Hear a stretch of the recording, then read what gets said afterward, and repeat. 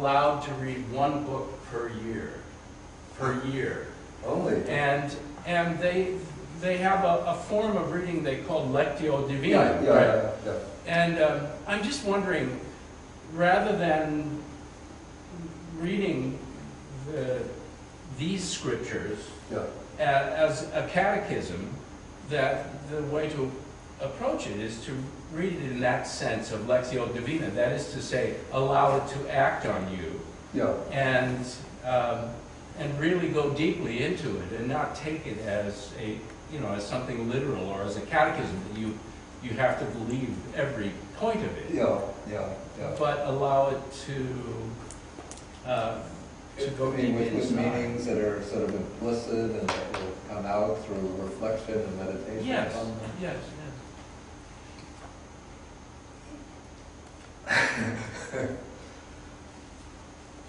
Yeah, maybe so, but it seems that the text isn't, as it presents itself, is intended to be taken literally. But I still have to say I find some problem taking it very literally, at least with some of the claims. It's not that I have any problem with the idea of rebirth itself. I'm not in any way, like some of you might know of Stephen Batchelor, who just rejects the idea of rebirth. He says that this was just part of the Indian cultural baggage that the Buddha was taking on. And now that Buddhism comes to the West, we have to drop this Indian cultural baggage. I mean, I accept the teachings of rebirth and karma, the different realms of existence, more or less, as they come down in the text. But sometimes claims seem to be a little strong. Let me see, there's a question coming from the internet. The Buddhist view regarding the gospel of prosperity.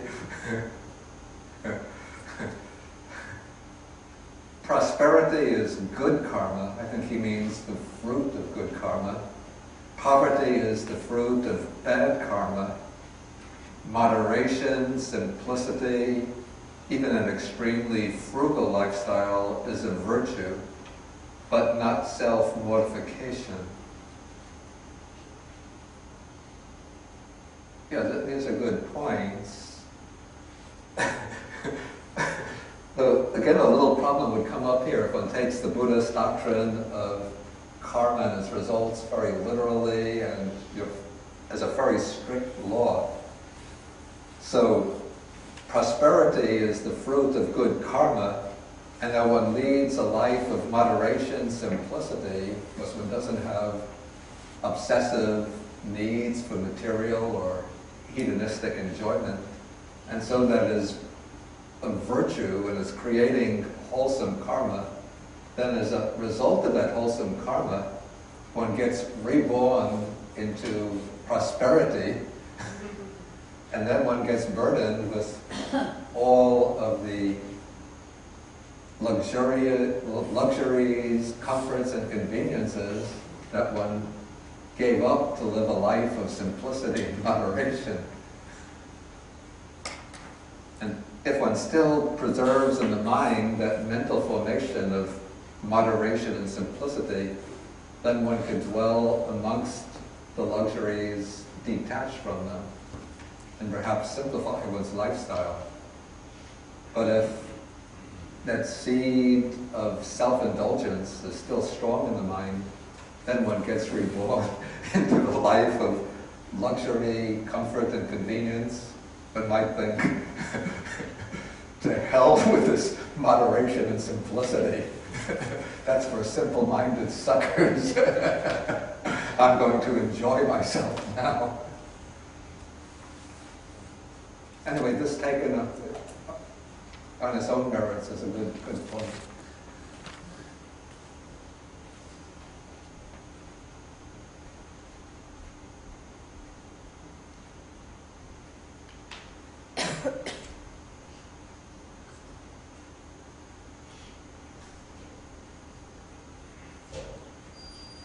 Well, these are two people.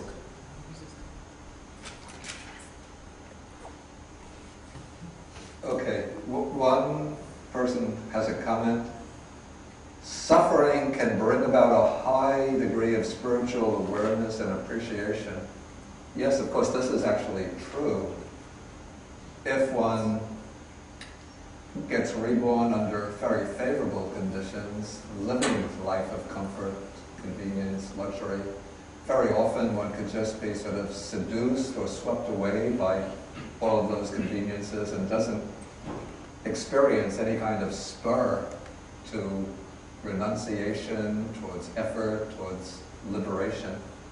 But it's when one experiences suffering, not really debilitating, oppressive suffering, but a moderate degree of suffering, that one comes to understand, we say, the suffering that is always underlying our existence from moment to moment. And so suffering is the spur to faith, to practice, to liberation.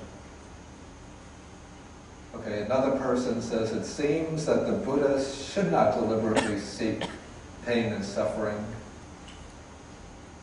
but if suffering is a result of past karma, one should deal with it calmly, reflect on it, and learn the lesson with equanimity.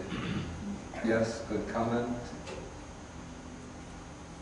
In the Bible, God always favors the poor, so I don't know. Is there more to that question?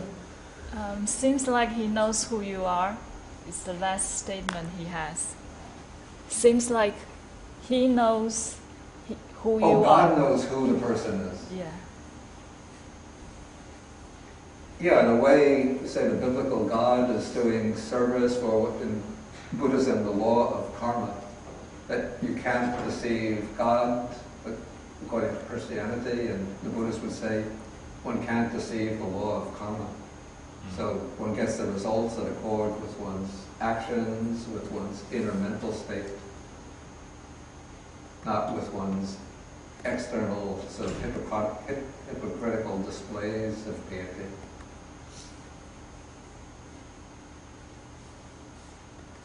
Any further comments?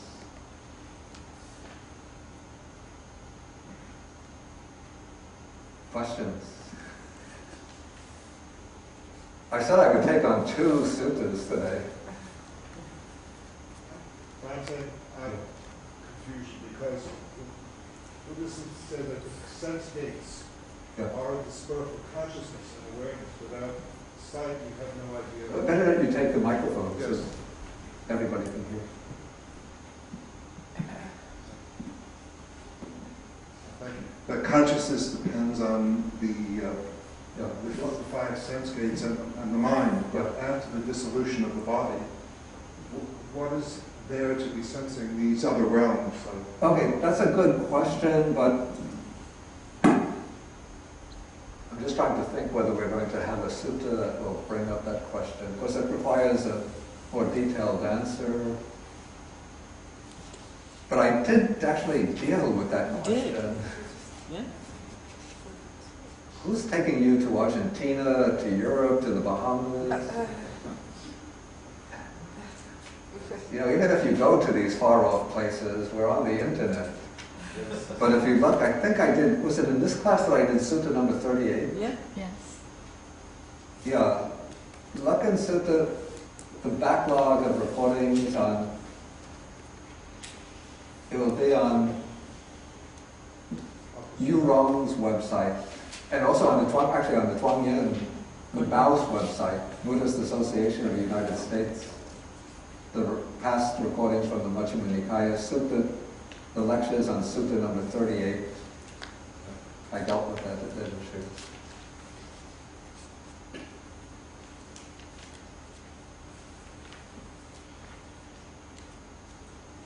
Okay, I'm just going to go through like a quick outline of Sutta number 46. Just the main points. I can't deal with it at length.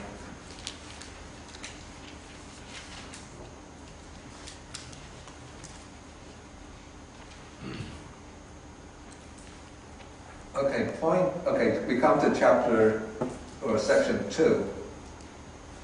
So, for the most part, beings, here we can understand people, have the wish that they would like undesirable things to diminish and desirable and agreeable increase for them. But even though they have this wish, for the most part,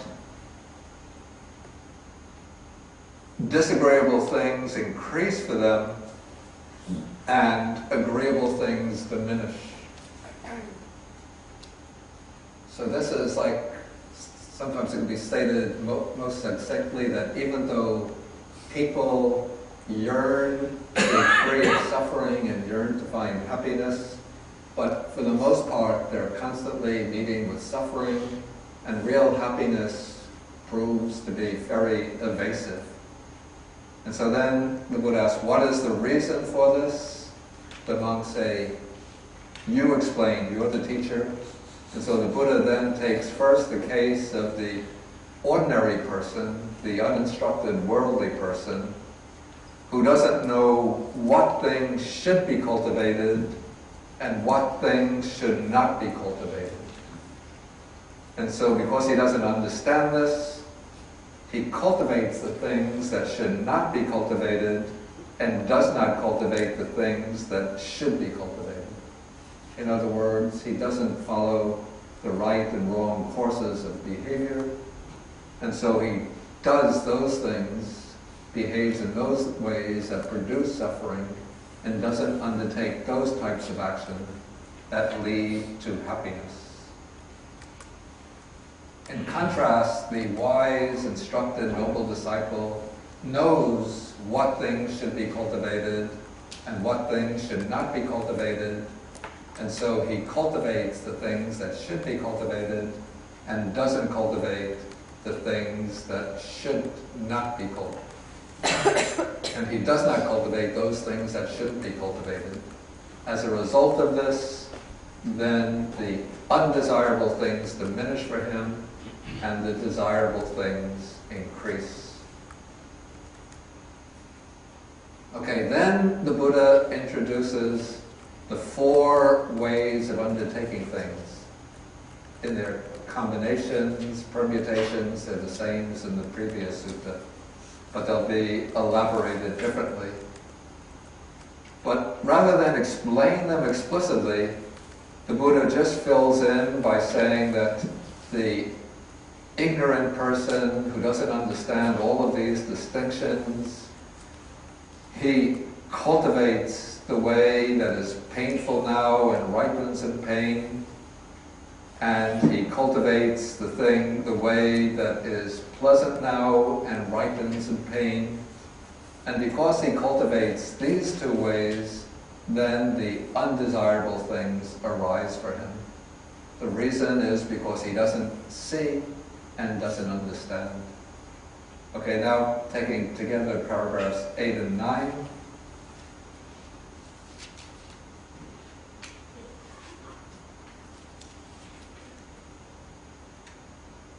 Okay, again, it's the ignorant, deluded person, doesn't know the way of undertaking things that's painful now and that's pleasant now, but that ripen in happiness in the future. So since he doesn't have that understanding, he doesn't undertake those 2 courses, the way that's painful now, the way that's pleasant now, which both ripen in future pleasure or happiness. In contrast, the wise person understands all of these distinctions, and so whether a course of action is painful now or pleasant now, if it ripens in future pain, he'll avoid it. Whether it's painful now or pleasant now, if it will ripen in future happiness, he will undertake that way of action. And so this is because this person is wise and has ripe understanding. Okay, then the Buddha explains the 4 ways a little differently from in number 45. First, the way that's painful now and ripens in the future is pain. Here, somebody with pain and with suffering violates the 10 courses of wholesome action, or he undertakes the 10 courses of unwholesome action. Killing living beings, stealing, sexual misconduct, false speech, malicious speech, harsh speech, gossip, covetousness, ill will, and wrong view. And so because of undertaking the 10 courses of unwholesome action, whether with pain or pleasure in the present, as a karmic consequence, those 10 courses of unwholesome karma will bring a rebirth in the state of deprivation and an unhappy destination in the lower worlds, even in hell. So those are the ways of undertaking things that are painful now or pleasant now, the next one pleasant now, but they ripen in pain in the future. Okay, the next 2 courses of behavior, the 3rd and 4th, the actual ways of behavior are the same. Abstaining from, or following the 10 courses of wholesome action. Abstaining from killing, stealing, sexual misconduct. Abstaining from falsehood, divisive speech, harsh speech, idle chatter. Having a mind without covetousness, a mind without ill will, holding right view. In one case, one engages in these 10 types of behavior with pain and with misery. In the second case, one does so with joy and happiness. But both, whether one has pain or pleasure when one engages in them, one is practicing the 10 ways of wholesome karma. And so when that karma ripens, it will bring pleasure and happiness in the future, rebirth in a happy destination, even in the heavenly world. Okay, then to illustrate each of these ways, the text gives 4 similes. 1 simile for each type of behavior. The first is to illustrate the way that is painful now and results in pain or misery. This is one way that I always think to make that distinction, what was spoken by the Buddha, what was not. When one comes to these very vivid, very lucid, very striking similes, often I get the sense this has to come from the Buddha himself. I could be wrong about that, but there's something so, say, sparkling and illuminating about the similes that I'm willing to ascribe this directly to the Buddha. So here, this is to illustrate the way which is painful now and results in future pain. There is a bitter gourd with, I guess, the juice in this gourd, and it's mixed with poison, and a man comes along who wants to live, not to die, wants pleasure, doesn't want pain, and they tell him this bitter gourd, its juice is mixed with poison, you can drink it. If you do so, you'll find the taste, scent, color disagreeable, and after drinking it, you might die or experience deadly suffering. And so he drinks it, he doesn't reflect, and as he drinks it, he finds it has a bad taste, bad scent, and then he dies or meets with deadly suffering. So that's the way of undertaking things that's painful now and ripens in future pain. The next one, we have a bronze cup with a beverage that has a good color, scent, and taste, and it's mixed with poison. The man comes along, people say to him, this beverage, it has a good color, scent, and taste, but it's mixed with poison. You can drink it if you wish. If you drink it, you'll enjoy the taste, but you might die or meet with deadly suffering. So the man doesn't pay attention to their warning. He drinks it, he enjoys the taste, but later he gets sick and he dies or gets very sick. Okay, third case, this is the way which is painful now, but issues in future happiness. Here there is fermented urine. This is cow's urine, which was in India, it was regarded as a very potent medicine. And it's mixed with various medicines, different herbs. If you don't like the idea of drinking urine, you could think of any typical, if any of you have taken Chinese herbal medicine, you know that it usually has a very bitter taste. So a man comes along with jaundice, and they say to him, this fermented urine, it's mixed with various herbs, herbal medicines. Drink it if you want. When you drink it, you'll find the taste disagreeable. But after you drink it, after some time, you'll get well. And so he drinks, he reflects on these choices, and then he decides to drink it. And as he drinks it, he finds the taste bitter, disagreeable. But after he drinks it, sometime later, he recovers from his illness. So that's the way that is painful now, but ripens in future happiness.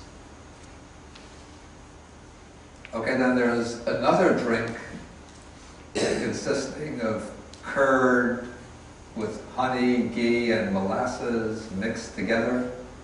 And then a man comes along with dysentery, and they tell him, here is this drink, you can drink it. If you drink it, you'll find it very pleasant to taste, it's very agreeable, and after drinking it, you'll recover from your illness. And so he drinks this beverage of curd, honey, and so forth. He enjoys the taste, and after some time, he recovers from his illness.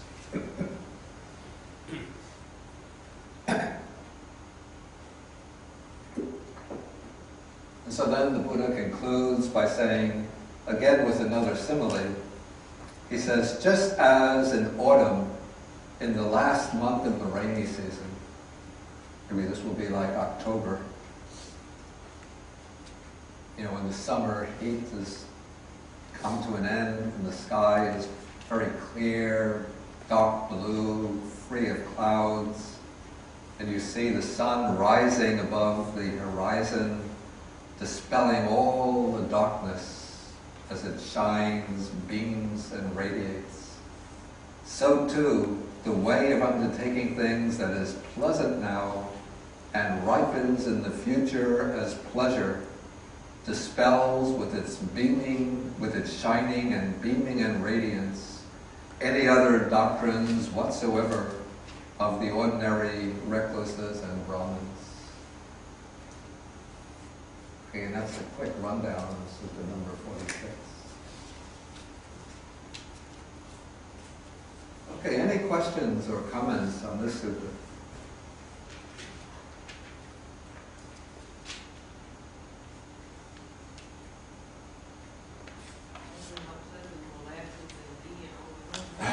Oh, they make a very delicious drink.